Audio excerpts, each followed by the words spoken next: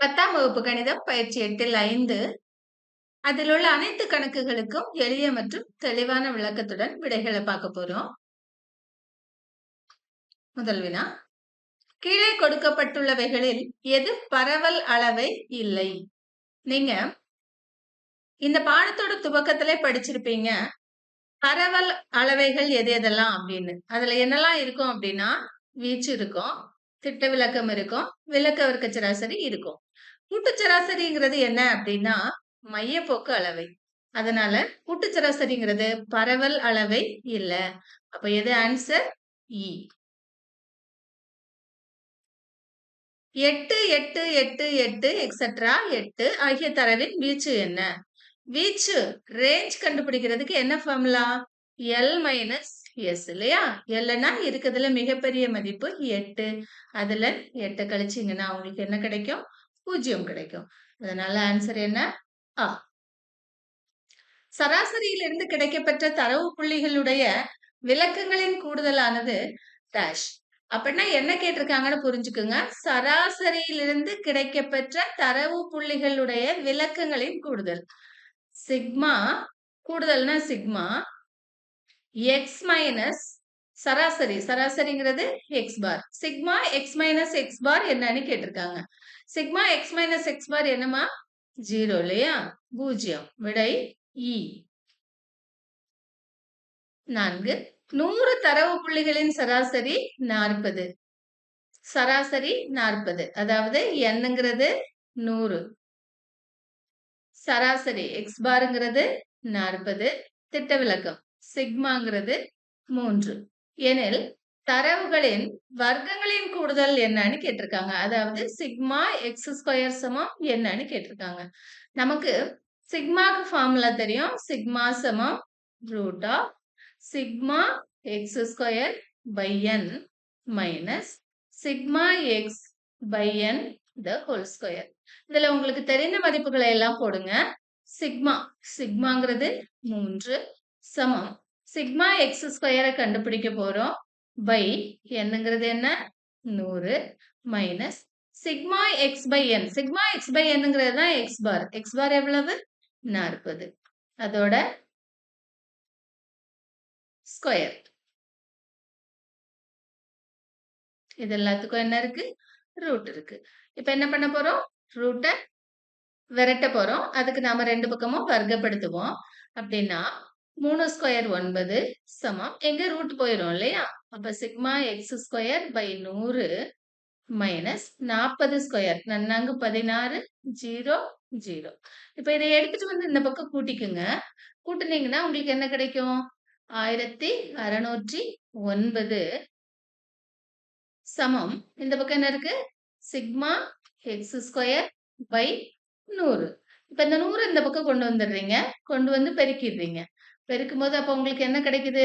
Sigma X square சமம் 100 கொண்டு வந்து பெருக்கும் போது 2 0 போட்டுக்குவோம் இல்லையா?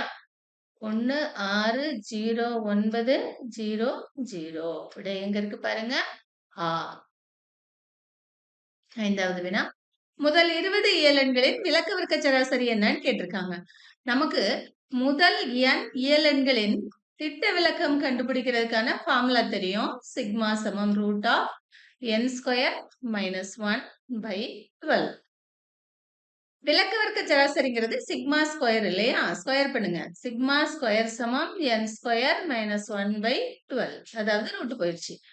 இப்ப பாருங்க, சிக்மா ஸ்கொயர் என்னங்கிறது 20 கணக்குல கொடுத்திருக்காங்க. அப்ப இங்க 20 ஸ்கொயர் மைனஸ் 1 பை 12. 20 ஸ்கொயர் பண்ணீங்கன்னா 400.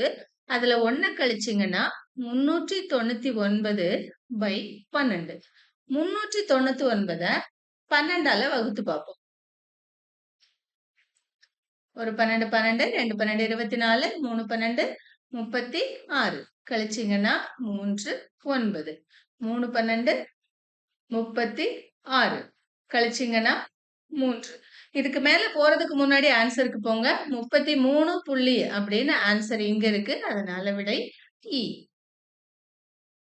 6வது வினா, ஒரு தரவின் திட்ட விலக்கமானது 3.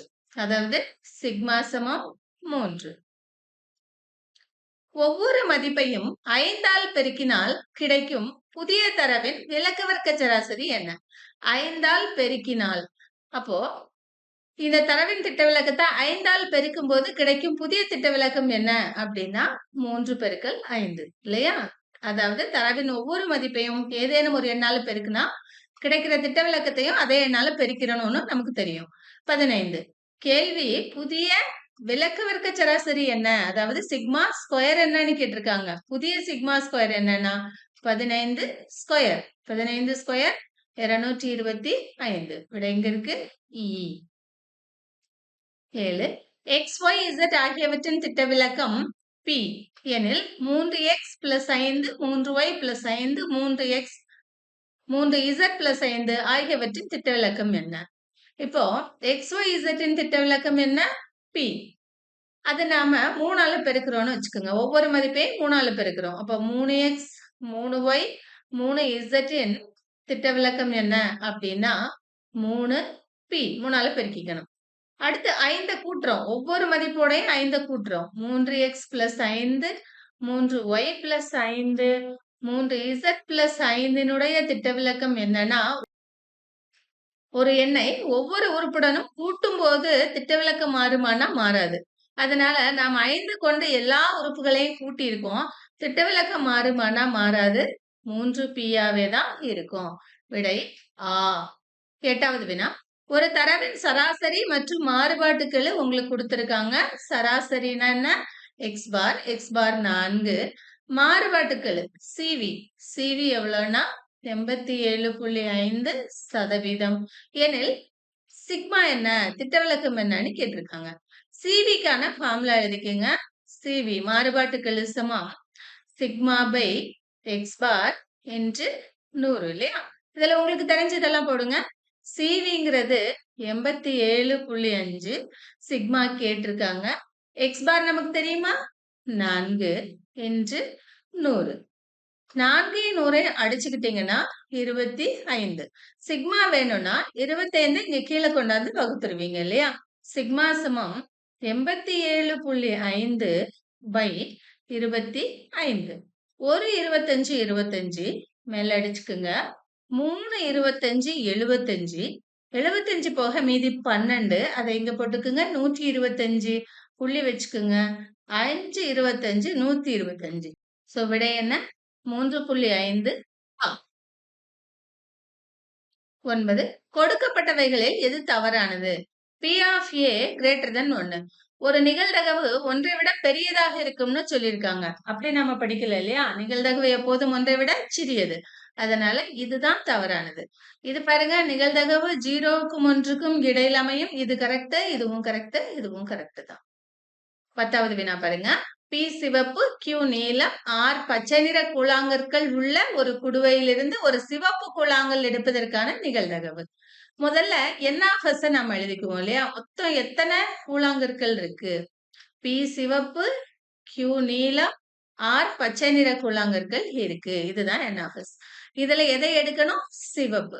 அப்ப A என்பது சிவப்புனா N(A) என்ன அப்படின்னா சிவப்பு எத்தனை? P இருக்குது இல்லையா? அதனால இங்க P. நமக்கு என்ன வேணும்? P of A வேணும். நிகழ்தகவு வேணும். நிகழ்தகவுக்கு ஃபார்முலா N(A) by N(S) நமக்கு தெரியும் இல்லையா? N(A)ங்கிறது P, N(S)ங்கிறது P plus Q plus R. விடை என்ன? ஆ. 11 ஒரு புத்தகத்திலிருந்து சமவாய்ப்பு முறையில் ஒரு பக்கம் தேர்ந்தெடுக்கப்படுகிறது. அந்த பக்க எண்ணின் ஒன்றாம் இட மதிப்பானது 7ஐ விட குறைவாக இருப்பதற்கான நிகழ்தகவு என்ன? 1ஆம் இலக்கத்துல என்னெல்லாம் இருக்கலாம்? அதுதான் நாம N(S)ன்னு சொல்லுவோம். 1ஆம் இலக்கத்துல என்னெல்லாம் இருக்கலாம்? 0ல இருந்து 9 வரைக்கும் உள்ள எண்கள் இருக்கலாம். அப்படின்னா எத்தனை எண்கள் இருக்கும்? 10 எண்கள் இருக்கும். சரிங்களா? அதாவது Sங்கிறது 0 1 2 3 4 5 6 7 8 9 வரைக்கும் 10 எண்கள். அடுத்து 7ஐ விட குறைவாக இருக்கணும். A என்பது 7ஐ விட குறைவான எண்கள். அப்ப N(A) எவ்வளவு? 7ஐ விட குறைவான எண்கள்னா இதெல்லாம் 7ஐ விட குறைவான எண்கள் இல்லையா? அப்ப எத்தனை இருக்கு? 7. N(A) சமம் 7. அடுத்து P of A வேணும். P of A க்கான formula N(A) by N(S). n of aங்கிறது 7, n of sங்கிறது 10.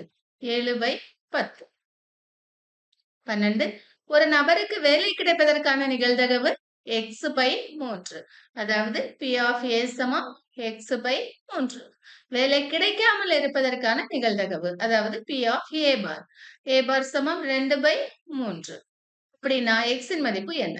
நமக்கு தெரியும் P of Aவையும் P of A பாரையும் கூட்டினா என்ன கிடைக்கும்? 1 கிடைக்கும்.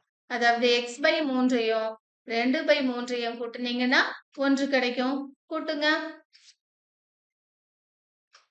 x plus 2/3 சமம் 1. 1 அங்க எடுத்துட்டு போய் பெருக்கிக்கங்க.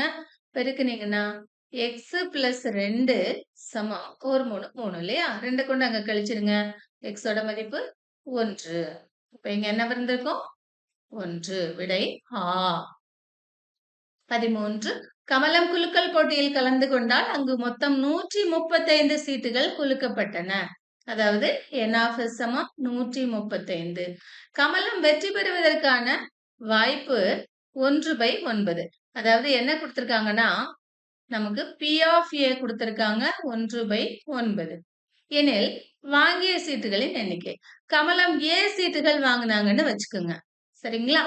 அப்படின்னா n of A நமக்கு தெரியுமானா தெரியாது. n of A தான் தெரியாது. n of Aக்கு நமக்கு P of Aக்கு நமக்கு ஃபார்முலா தெரியும். என்ன formula? n of A by n of S சமம் கணக்குல 1/9ன்னு கொடுத்திருக்காங்க. n of A தான் நமக்கு தெரியாது. n of S நமக்கு தெரியும் இல்லையா? அப்ப n of Aவை அப்படியே வச்சுக்கோங்க. n of S இருக்க இடத்துல என்ன போடுவீங்க? 135 சமம் 9 சமம் 1/9. 9 9 இங்க அடிச்சீங்கன்னா 9 9 மிச்ச 4 45 50 45. இதை கொண்டு இங்க பெருக்கிக்கிட்டீங்கன்னா n of A சமம் 15. விடை என்ன? 15. E. 14. ஆங்கில எழுத்துக்கள் A இலிருந்து Z வரைக்கும் ஓர் எழுத்து சமவாய்ப்பு முறையில் தேர்வு செய்யப்படுகிறது. அந்த எழுத்து Xக்கு முந்தைய எழுத்துக்களில் ஒன்றாக இருப்பதற்கான நிகழ்தகவு. நீங்களே சொல்லுங்க n of S என்ன? A இலிருந்து Z வரைக்கும் உள்ள எழுத்துக்கள் இல்லையா? எத்தனை எழுத்துக்கள்? 26. சமவாய்ப்பு முறையில் ஒரு எழுத்து எடுக்கப்படுகிறது. அந்த நிகழ்ச்சியை ஏன்னு எடுத்துக்குவோம். அது எப்படி இருந்திருக்கணும் அப்படின்னா எக்ஸுக்கு முன்னாடி உள்ள எழுத்து. எக்ஸுக்கு முன்னாடி எத்தனை எழுத்துக்கள் இருக்கு? எக்ஸுக்கு பின்னாடி பாருங்க. எக்ஸ் ஒய் இசட் 3 எழுத்து இருக்கா? அப்ப எக்ஸுக்கு முன்னாடி எத்தனை இருந்திருக்கும்? 23 எழுத்துக்கள் இருந்திருக்கும். சரிங்களா? அப்படி இருப்பதற்கான நிகழ்தகவு வேணும்னா P of A வேணும். P of Aக்கான formula n of A by n of S. n of Aங்கிறது 23, n of Sங்கிறது 26. 23/26 ஆப்ஷன் E. 15. ஒரு பணப்பையில் 2000 ரூபாய் நோட்டுகள் 10, 500 ரூபாய் நோட்டுகள் 15, 200 ரூபாய் நோட்டுகள் 25 உள்ளன. ஒரு நோட்டு சமவாய்ப்பு முறையில் எடுக்கப்படுகிறது எனில் அந்த நோட்டு 500 ரூபாய் நோட்டாகவோ அல்லது 200 ரூபாய் நோட்டாகவோ இருப்பதற்கான நிகழ்தகவு என்ன? கணக்கு எப்படிலாம் கேட்கலாம்னா அந்த நோட்டு செல்லத்தக்கதாக இருப்பதற்கான நிகழ்தகவு என்ன? ஏன்னா இப்ப 2000 ரூபாய் நோட்டு செல்லாது இல்லையா? அப்ப செல்லத்தக்க நோட்டு எதெல்லாம்னா 200, 500. சரிங்களா? அப்படி கூட கேள்வியே கேட்கலாம். ஒரு தடவை கேட்டிருந்தாங்க. இப்ப நம்ம ஃபர்ஸ்ட் n of S போடுவோம்.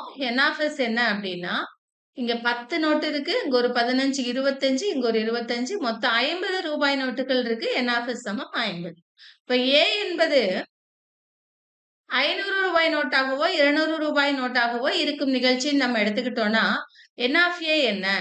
500 ரூபாய் நோட்டுகள் 15, 200 ரூபாய் நோட்டுகள் 25 இல்லையா? கூட்டினீங்கன்னா 40. கேள்வி நிகழ்தகவு. நிகழ்தகவு P of A சமம் ஃபார்முலா படி n of A by n of S. n of Aங்கிறது 40, n of Sங்கிறது 50. ஒரு 0 மட்டும் கேன்சல் ஆயிரும். விடை என்ன? 4/5. Option E. நன்றி மாணவர்களே.